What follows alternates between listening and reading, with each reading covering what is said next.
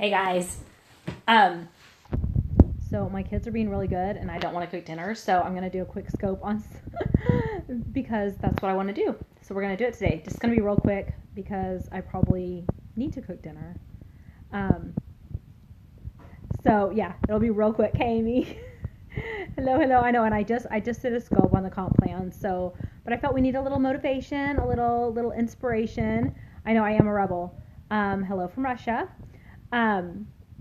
So this is just going to be real quick on feeling the fear and doing it anyway. So, hey Sherry. So for those that don't know, my husband's grandfather lives with us, and he's 81. His name is Paul. And oh, are you? Then hopefully this will help.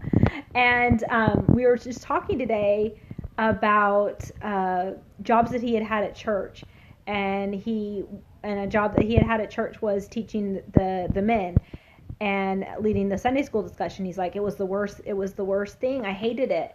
I'm like, why did you hate it? He's like, oh, I don't like getting up in front of people. I don't like talking in front of people, and because I'm always worried that I'm not going to say the right thing, even if I haven't memorized, and I won't have a quick comeback. And I laughed at him. I'm just like, Papa, that's funny. I go, I'm the opposite. Like, I love to be in front of people. I love to talk, probably to a fault. And that's why Periscope works so well for me. So, but think of all of the things that we miss out on because we're afraid. And it can be anything. It can be fear of rejection. That's a big one. It can be fear of just the word no. I know if you guys want some great motivation, Eddie P. Villa, Villa, is a great one to follow. He did a great scope on being scared of the word no. And I think it was today, so hopefully it's still there. And we miss out on so much when we're scared. And I remember when I was really young, and I was working. I wasn't super young, so I was like young adult. I was like probably 19 or 20, and I was actually the manager of a reservations department at the largest hotel in the college town, that I went to school at. And there was a lady there that was one of my employees, and she told me, "What's the worst they're going to tell you? No." And that's something that I've kind of taken on as mantra. If you don't ask, the answer is automatically going to be no. And what's the worst someone's going to tell you? No. Like, how often do we let fear stop us? And I think a lot of times in network marketing, in self-improvement, and just life in general, fear, it retards our growth. It slows us down, and it stops us from getting to our full potential, because we have so much potential, guys. It is crazy. And don't hide the pain. Look for the lessons the pain wants to reveal. Very good, Kathy. I like that. And I'm not saying don't be afraid. Like, yes, fear is a normal emotion. It's going to be there. There are going to be things that trigger. Like for me, phone calls are a big fear thing. Like, I just don't like it. And I've actually completely made my business and life around not doing phone calls. Like, I can do mentor calls if people call me, but for me to call someone, not gonna happen. And I know that's terrible, but that's just something for me that, thankfully I live in a day and age. Seriously, me and phone calls, like, I am a total phonophobe. I will do anything online other than getting on the phone. Like, if I have to call customer service or do anything for any kind of whatever, I make my husband do it. I'm so lame. I seriously hate the phone. But thankfully in this day and age, we live in a technology. I don't know who is taking pictures. I'm just sitting here. Whatever. Maybe I just looked that fabulous today that people want to grab it. If you're not doing something every day that puts a lump in your throat or a pin in your stomach, you're not doing it right.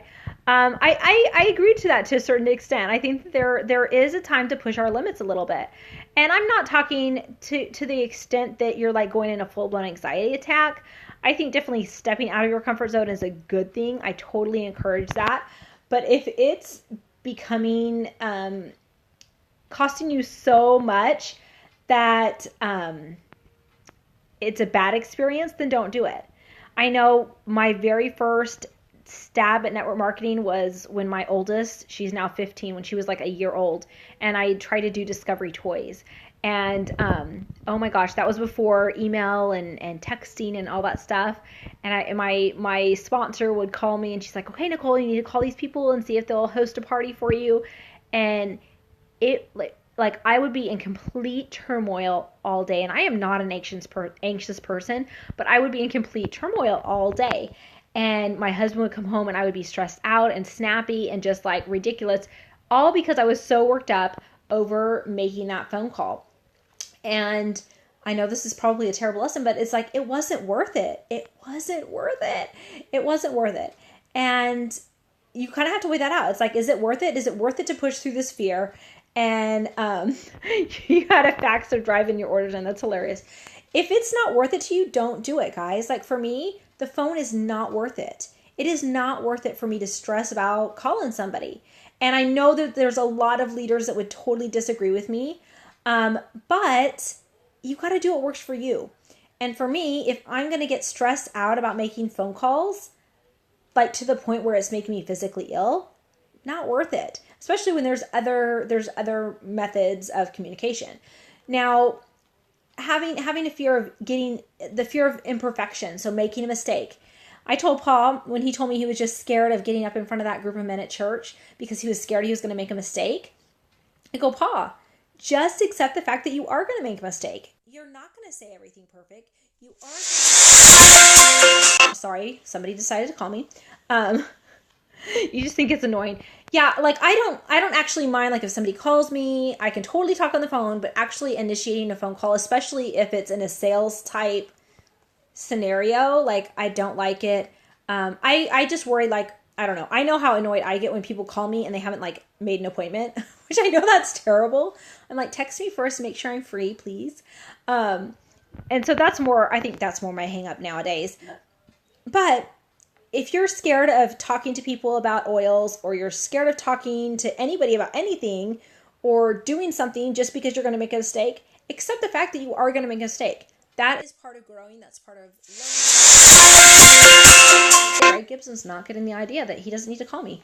But that's kind of, you're going to make a mistake, guys. You're never going to be perfect. There is only one perfect being that ever walked this planet, and he's the one I worship. And it's just, you're going to make mistakes. You're going to be imperfect. Embrace those imperfections. And when you do make a mistake, just say, hey, what lesson can I learn from this? And another thing, we were talking with Papa the other day. I was like, so Pa, so a couple years ago when he was living with one of his grandchildren, he made the choice to get all of his teeth pulled. And so now he doesn't have any teeth because his dentures don't fit right. And he's like, oh, it's the biggest mistake I ever made. I said, Paul, that's the biggest mistake you've ever made, is getting your teeth pulled.